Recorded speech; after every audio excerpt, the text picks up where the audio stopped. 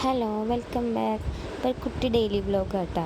കൊച്ചിനെ സ്കൂളിൽ വിടാൻ തിരക്കിൻ്റെ ഇടയിൽ അവൾ എഴുതാൻ മറന്നു പോകുന്നു. ധൃതി പിടിച്ച് എഴുതണേണേ. ഞാൻ ശ്രദ്ധിച്ചില്ല, ആനുവൽ ഡേ ഒക്കെ ആയതുകൊണ്ട്. പിന്നെ ഞാൻ ക്ലാസ്സിലൊക്കെ പോയ സമയത്ത് കുഞ്ഞിനെ ഉറക്കി കഴിഞ്ഞു. എൻ്റെ രാവിലത്തെ ചെറിയ ക്ലീനിങ്ങും പരിപാടിയൊക്കെ കഴിയുമ്പോഴത്തേക്ക് ഫ്രിഡ്ജ് ക്ലീൻ ചെയ്യാൻ വിചാരിച്ചു.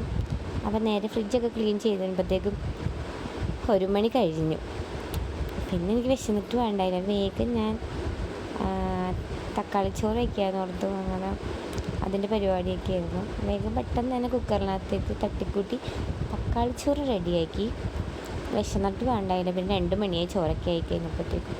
വേഗം ഒരു മുട്ടയും ചിക്കി പപ്പടമൊക്കെ ഉണ്ടായിരുന്നു. പപ്പടം കൂട്ടി കച്ചമ്പറുണ്ടാക്കി നന്നായിരുന്നു. അതിന് ചോറൊക്കെ തിന്നതിന് പിന്നെ വൈകുന്നേരം ആയപ്പോഴത്തേക്കും ഉമ്മ വന്ന് ജോലി കഴിഞ്ഞു.